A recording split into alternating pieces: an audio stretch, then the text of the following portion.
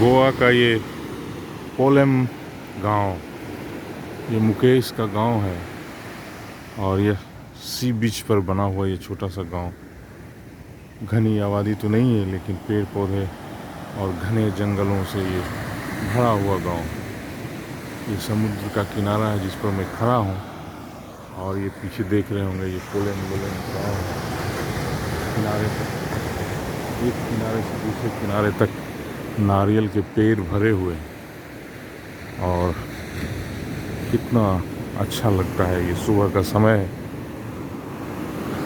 अरब सागर की तरंगें, लहरें हिलोरे मार रही है और किनारों से मदमाती हुई टकराती है, जिसको हम लोग मलंग भी बोलते हैं। तो बहुत बड़ा बड़ा सा मलंग और उस मलंग की इतनी आवाज़।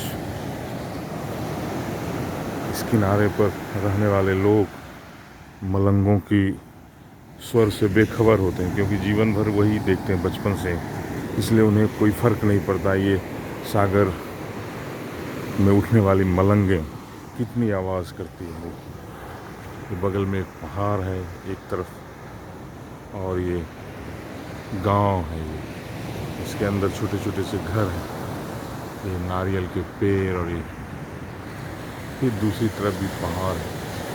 दो पहाड़ों के किनारे, दो पहाड़ों के बीच में ये सी बीच है, लाल बालू, जिसे हम लोग घरों में इस्तेमाल करते हैं लेकिन यहाँ इसका कोई यूज़ नहीं। ये लाल बालू का किनारा है और ये बड़ी ऊंची उठती हुई मलंगें, तरंग जिसको कहिए, किनारों से टकराती है, मदमाती हुई। समुद्र अपनी गहराई का परिचय देती है, कितनी गहराई है इसकी, कितनी गंभीरता है इस समुद्र की। मुझे भी यहाँ आने का मौका मिला। मुकेश ये गांव पोलेम, देखिए पोलेम का ये गांव है और ये समुद्र का किनारा दूर दूर तक फैला हुआ है, अरब सागर। इस पहाड़ पर भी लोग लकड़ियाँ काटने जाते हैं और ये छोटे छोटे हट बने हुए हैं जहाँ पर विदेशी सैलानी आकर के रुकते हैं और एक योगा करते हैं। इस योगा का एक अलग नाम है बेम्बू योगा। बेम्बू योगा करने के लिए यहाँ लोग आते हैं और छोटे छोटे हट बने होते हैं जो सरकार की परमिशन से बनाए जाते हैं। इस किनारे पर बहुत हट बने हुए, झोपड़ियाँ बनी हुई जिसमें लोग रहते हैं दिन रात।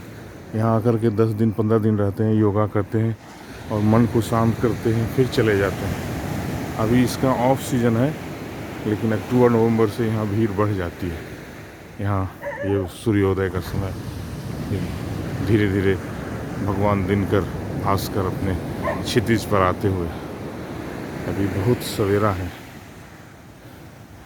और ये सी बीच बहुत बड़ा ही सुहाना दृश्य। हम सुबह सुबह उठ जाते हैं अपने आदत के हिसाब से और सैर करने के लिए निकले हैं समुद्री किनारे पर। ऐसा मौका मैदानी इलाकों में रहने वाले लोगों को नहीं मिलता है कि वो समुद्र के किनारे घूमें। और ये एक्सरसाइज का एक बहुत बड़ा क्षेत्र है क्योंकि नीचे बालू है और चलते हैं तो पैर धंसता है। और इससे ज़्यादा ये देखिए हट, 1 2 3 4 5 हट बने हुए हैं, सीढ़ियाँ लगी हुई हैं समुद्र की तरफ। लोग उतरते हैं और फिर इसी झोपड़ियों में रहते हैं जिसका एक दिन का किराया है 3000 रुपये। ये झोपड़ियाँ बनी हुई हैं और इसमें लोग रहते हैं।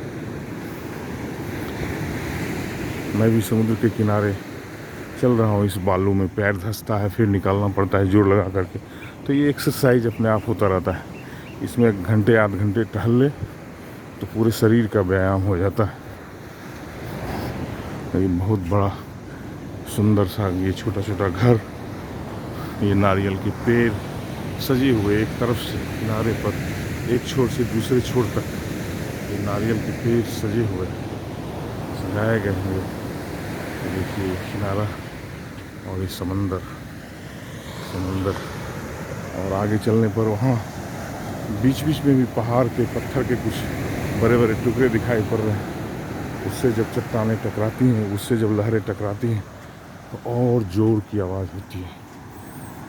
ये है हट और एक दूसरा भी हट है, दूसरे ब्लॉक में हम आ रहे हैं। किनारे पर कई जगह ये हट बने हुए हैं और विदेशी सैलानी यहाँ आकर के रुकते हैं। ये मलंग देखिए, मलंग, और ये किनारा, ये भी मलंग दूर दूर तक। और ये हट भी है, ये हट, हाँ हट, ये हट देखिए, ये योगा है, ये योगा करते हैं यहाँ लोग। और कुछ सैलानी यहाँ रुके हुए हैं। ये हट है, दूसरा हट है। यहाँ भी 1 2 3 4 5 हट बने हुए हैं। छोटी छोटी छतरियाँ बनी हुए हैं, उसके नीचे आराम करने के लिए बेंच लगे हुए हैं। ये छोटे छोटे पेड़ नारियल के, और इस तरह से ये पूरा किनारा जो है सैलानियों से भर जाता है। ये गोवा का बीच। धन्यवाद आपको।